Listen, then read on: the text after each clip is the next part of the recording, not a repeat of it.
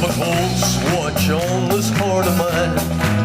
I keep my eyes wide open all the time. I keep the ends out for the tie that binds. Because you're mine, I'll walk the line. I'm delighted to be speaking to Christine Borgman today for Voices from Oxford. Professor Borgman is the Presidential Chair of Information Studies at UCLA, the University of California, Los Angeles. And we had the honor of having her here for 1 year as the Oliver Smithies Lecturer at Balliol College. And she's also has affiliations with the Oxford Internet Institute and the Oxford E-Research Center. And there are probably other affiliations you have at Oxford this year. But lovely to have you here for a year, taking off from Los Angeles and so forth. But has it been valuable to you? And what does being at Balliol College, Oxford, bring to your, I guess you're working on a book, but has it been of value to you to take your sabbatical here?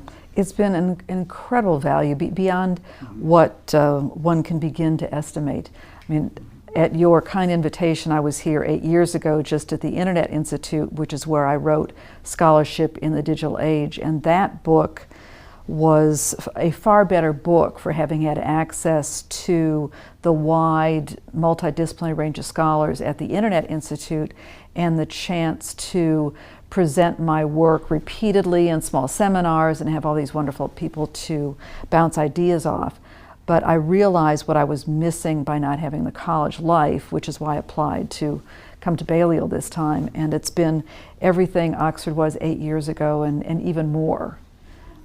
So the Balliol experience has been so rich to have the lunches and the dinners, to have a astronomer on one side, a theoretical physicist, a Dante scholar, our Buddhist philologist. I have met people and learned things about fields I never knew existed, all of which have informed my scholarship.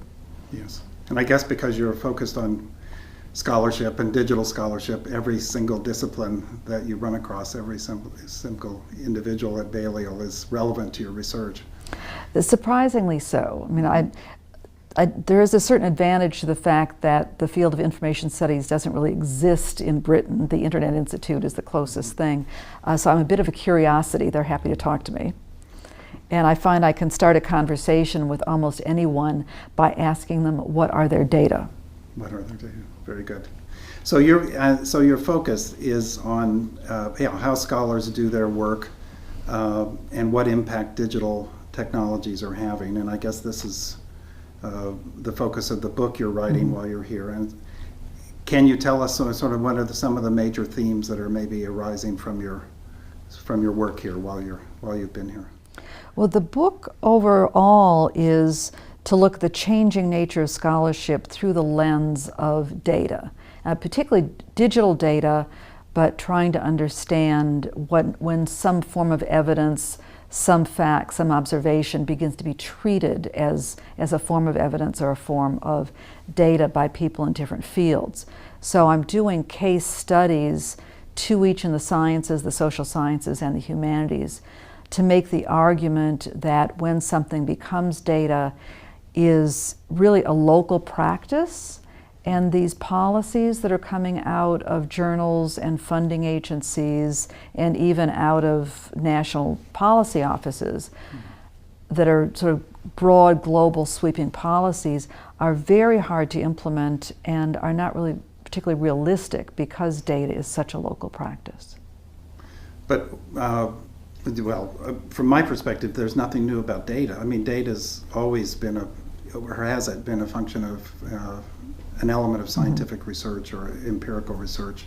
But is there something new? Why the focus on data in the digital era? Data, as you say, have been core to most kinds of scholarship for as long as we've been recording scholarship, which is arguably 1665 with the first publication of the Philosophical Transactions of the Royal Society. And that was this time at which scholars began to document in a public way their work, but they're always expected to document and explain their findings and argue for them. The data were seen as an interim process, not a product that itself was something that you had to publish, to release, to make available to others for inspection. Part of what's at stake here is changing what the nature of the publication is. You know, does the journal article just consist of a narrative and some tables, or does it consist of the underlying workflows, the software, the tables? Do you provide megabytes, gigabytes, terabytes of data to go with an article to support your argument? And if you take some of these current policies to their logical conclusion, you might be asking people to provide petabytes of data as part of a journal article. Right. And Okay. it really is, in my mind, a paradigm shift in the way people think about the nature of scholarship. It's something very new, and it's something most scholars aren't very comfortable with. Right. Well, I don't want to distract you from, I want to hear what themes are arising from your work. I'm convinced that data, actually there are new dimensions to data with having to publish data as well. But Well, one of them is this argument that data are not the same as a publication. There's something that's much more nuanced, much more contextualized, and that trying to equate data to publications is itself causing a lot of obfuscation of what's going on in scholarly practice. Another argument is that many data will be lost or not be available either because they weren't kept or released in the first place, or they were kept but not curated in any way that anyone else could get back to them days, months, years, decades later. So that the title of the book is Big Data, Little Data, No Data. And I'm claiming that no data is the norm and is likely to continue to be the norm. very good. Well, so perhaps, do you expect your book or some of your arguments and observations will have an influence on policy? Are you trying to change policy in a particular way? I'm trying to change policy in that I think these global policies are not very realistic.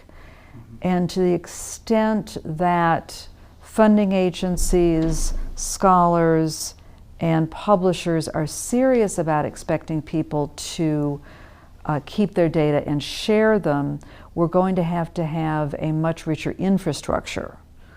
Very few fields actually have repositories or data archives where you can put data to have it be kept, to have it be discoverable, to be reusable, and to give people credit for it. That infrastructure has to be invested in. The libraries and expertise have to be invested in. And it also means a change in the way that scholars are evaluated.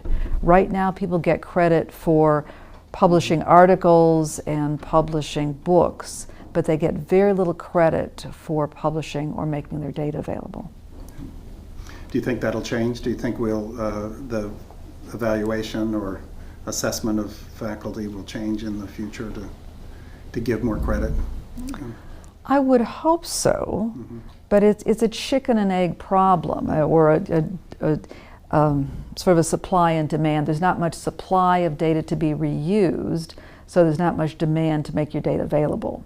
And which comes first? So we're going to have some policy changes, but we're going to have some different kinds of investments by universities and by funding agencies. Very good. Well, okay, you're studying scholarship, and libraries are all about supporting scholarship, at least research libraries. You began your career as a librarian, I believe, and helped digitize a library, a catalog of a library, and then went on to get a degree in communications and to teach librarians. And you've been teaching people in the library and information studies field for some time now. I must ask you about, well, what do you, I think the future of the libraries is a big question. Maybe I'm from too far outside, but will the library be, relegated to becoming a museum of the book, or do the libraries have a brighter future in your opinion? I think libraries have a brighter future, but libraries have to seize that future. There's plenty of people that think that the computing field is all that you need, that it's a matter of moving digits and bits around. And again, the argument is that it's not the digits and the bits, it's knowing what the content is and being able to curate those in a way that they make sense, whether it's in an area of science, whether you're talking about astrophysics or whether you're talking about archaeology and the classics.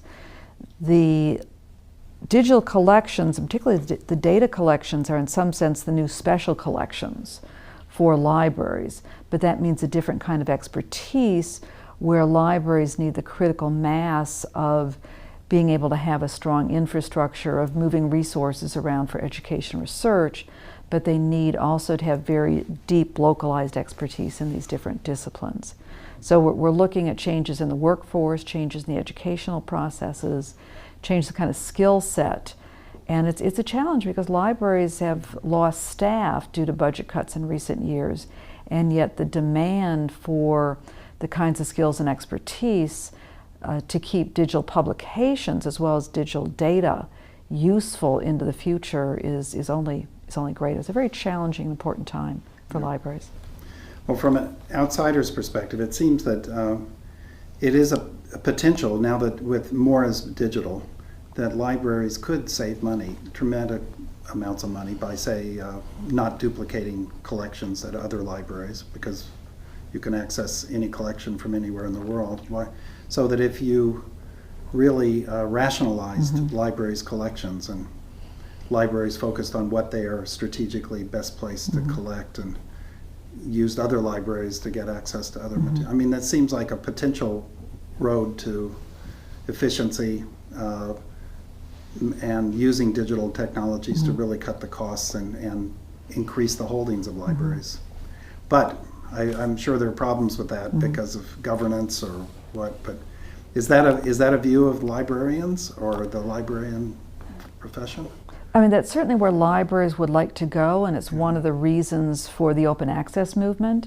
Okay. Because there's also a push to treat journal articles and text not just as individual objects to be read by human eyes, but to be read by machines. Yeah. To be able to mine them, to cut across them, to deal with the large collection of books and materials as a single corpus. The challenges there are less technical than they are legal and political. It's the intellectual property problem, where if Oxford, Cambridge, London, and the rest of Britain could merge their collections digitally, that would save money. But in fact, each of them has a license with a large number of publishers that say, you have paid for a license for these users and these users only. Okay. So like in many other areas, the major problems are not necessarily technical, but legal, institutional, in a variety of ways of solving some of the issues. Well, as Jim Gray famously said, may all your problems be technical. That's wonderful. Very good. The technology is often the easy part, and certainly in your example of having libraries merge collections, that would be much more straightforward if you weren't up against paywalls. The firewalls are much easier to deal with than the paywalls are. Okay. Are you going to deal with libraries in your book, and or is the library issue just another topic, or are you merging your consideration of the future of libraries and with digital scholarship? Or? The future of libraries, I think, is an integral concern. Okay. It's not the main theme of the book, but it's one that I come back to at the end to pull the threads together of who's actually going to curate these materials, how are you going to make them available, and how are you going to avoid a digital dark age? I mean, we're producing massive amounts of material that at a rate far faster than we have the means to back it up and preserve it, much less to curate it, to add the value necessary to keep it useful. And someone has to do that. It's a very expensive human problem. Very good. So maybe a last question. Who would you like to be the reader of your book? Would it be the general public or librarians, or who do you see as your audience? My primary audience is the scholars themselves, who are wrestling with what the nature of the journal article is, what the nature of the publication is. Almost everyone is overwhelmed with data. And it's becoming a scale-free problem. You know, just as you can drown in 3 tablespoons of water, you might drown in 3 megabytes of data if it's very complex and messy data, where other people are drowning in petabytes or exabytes or terabytes, whatever. To the extent that we can get better tools and services and infrastructure to help people manage their own data and resources, they are more likely then to be able to make it available to other people in the future. Right now, most scholars can't get back to their own data a year later, 5 years later. Yeah. Much less make available for anybody else to use later. Of course, we were in a seminar yesterday where we heard about research about the Higgs boson particle, and the idea that there's a co-authored article with almost 3,000 Right. co-authors. And I guess, I mean, that's an example of this kind of scale of management issue, and I guess this would have been totally impossible without digital platforms and digital collaborative tools, which illustrates, I guess, one of your themes. Are you going to deal with that kind of scale? Well, that'll be a key theme of your book, I take it. Well, certainly the scale issue, but to notice that, I mean, in the sense that it's a scale-free phenomenon. I think what's interesting about the Higgs boson, as Salvatore Mele was saying, is it's not just the sheer number of authors, it's the criteria by which one is entitled to be an author. And their criteria are much different than the stated criteria in the medical field, for example. So the fact that each field has its own set of criteria for who's an author, and similarly for what's data and what should be deposited, is why it's so difficult to have generic solutions. Yes. I know that I usually talk to my colleagues and say, those who write the article are the co-authors. That's not at all possible with 2,900 some co-authors. Right. Thank you, Professor Borgman. I really appreciate you talking to us, and good luck finishing your book while you're here at Balliol. Okay, thank you, Professor Dutton. It's been delightful. Thank you for the invitation. You're welcome. I keep a close watch on this heart of mine. I keep my eyes